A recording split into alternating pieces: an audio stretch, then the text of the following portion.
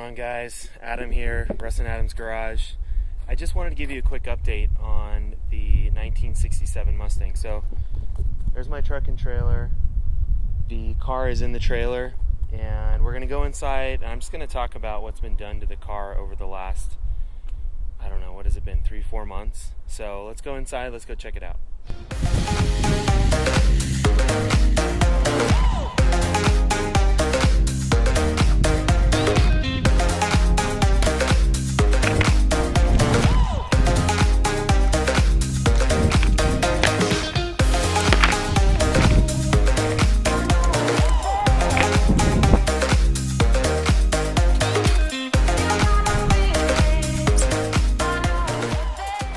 First big thing is you see this MSD 6AL2 ignition box.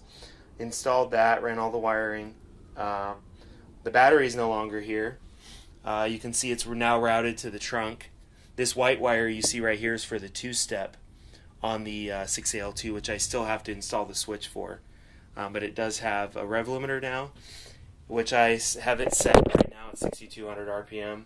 And it has a two-step, which I haven't used yet, but maybe I will. Coil's been relocated over here away from the engine block because this is right here.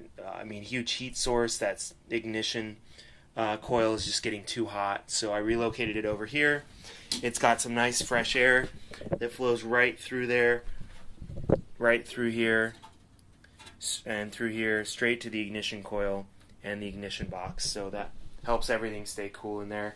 New distributor, new wires, new plugs. I also put a new ignition switch in the car, so basically an entire new ignition system. Phenolic spacer on the carburetor to keep that heat transfer from going on from the intake to the intake manifold to the carburetor. Insulated the fuel lines here, also to help with the vapor lock issue. And I think that's about it under the hood. I had to repaint a lot of this area because when the battery exploded, it just sprayed the battery acid everywhere and took all the paint off of here, off the frame. The engine compartment used to look nice like this side over here, but you probably can't see it in the video, but it's just all pitted now from the places where the paint was taken off, and then I just resprayed over the top of it. So that's about it for the engine compartment. Oh, and a new alternator too, because that's what caused the battery to explode. When the voltage regulator failed and overcharged the battery, and the battery was also really hot on track, so overcharged, also hot, it exploded. It was an Optima red top. So new serpentine belt also just for general maintenance. I need to install a radiator shroud, or excuse me, a fan shroud on the radiator. That should help. The car doesn't have any cooling issues for normal driving. It stays nice and cool at 180. And we'll see how it does on track now with these changes I've made. And we'll see. It didn't get super hot on track, 210, maybe 215 tops, and that was at 4,000 feet elevation, and it was like 90 degrees out. So I think in any other situation, I won't have any cooling issues with this car. If I do, I may, like I said, I'll do the radiator, the fan shroud, and also an engine oil cooler. But for now, we'll see how this goes, one step at a time. So let's move back, and you'll see right here a shot of the suspension. Look at that negative camber right there. I'm not going to leave it like that. I just installed the control arms, and it dropped it's what people call a Shelby drop, and what it does is, I'll try and show you this with my hand, but normally the control arm is at a downward angle. So as the suspension articulates, it causes positive camber initially as the tire goes up until, this camber curve. So it initially will increase the positive camber, just eating up the outsides of the tires. You're not getting a great contact patch. It's not good for, it's not good for front end grip for turn-in. So what I did is I relocated the front control arms and dropped them so they're kind of more parallel. So when the suspension articulates and compresses, the tire will go immediately to increasing the negative camber instead of giving me positive camber. So I've got new springs and Bilstein dampers coming in this week, and I'll be installing those on the car. The car's not going to sit this low. It is just crazy low. The tire's tucked up in there. I mean, it's still got plenty of ground clearance, aside from maybe the exhaust underneath, which I'll show you here. It's not too low. The lowest part is at the H pipe down there, which you probably can't see. But the car is really low in the front, and I'm not sure. I'm going to kind of play with the ride height.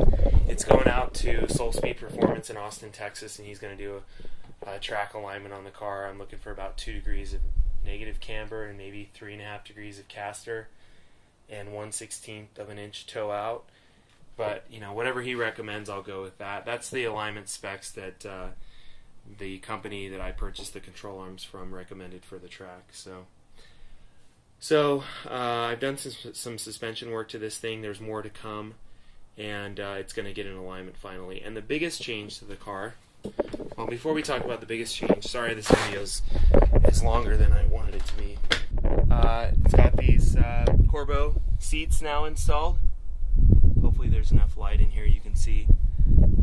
So 2 Corbeau seats. I pulled out the other seats, and the other big change is there was no back seat anyways, but now there's I ripped out all the carpet, threw that shit away, and I also tore out a lot of the stuff back here, like the sound system, the subs, the amplifier. I probably pulled about 100 pounds out of the back with all the plywood and the weight of the speakers and the amplifier and all the wiring. So pulled a lot of weight out of the back, and then the battery's mounted back there in the trunk. And yeah, so for the interior, just tore a lot of it out, so some weight savings. I'm going to get the car on the scales when it goes to the alignment shop and gets corner balanced. I'm thinking somewhere right at 2,800, or I mean, I'd be really happy if I dipped into, you know, the high 27s range. Now back to the rear, which is going to be the biggest change on the car. Right now it's got a leaf sprung suspension, and we are going to go to a 3-link, and we're ditching these leaf springs. And we may have to go to a side exit exhaust also, because I don't know if we're going to be able to route those pipes over the axle and have enough room. So we're going to go to a 3-link with Bilstein coilovers in the back, and I may just, for the meantime, just turn the exhaust. You can see it right there. Just have the exhaust turned down underneath the car initially, and then we'll see if we can find an exhaust shop that can figure out the exhaust and get it routed back over the axle and make this work. So lots of work left to do on the car, but it's moving along, and a lot more money than I wanted to put into it, especially since I'm broke.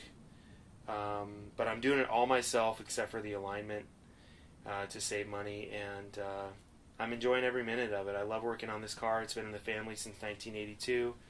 My dad and I initially restored it together, and you know, I kind of learned how to work on cars on this thing when I was a kid. So yeah, this car's a keeper. It's staying in the family. I miss the GT350, but you know, this it's a lot of fun. So hey guys, thanks for watching, and sorry about the video being so long, but hope you enjoyed it, and more to come on the 1967 Mustang, and we'll see you next time.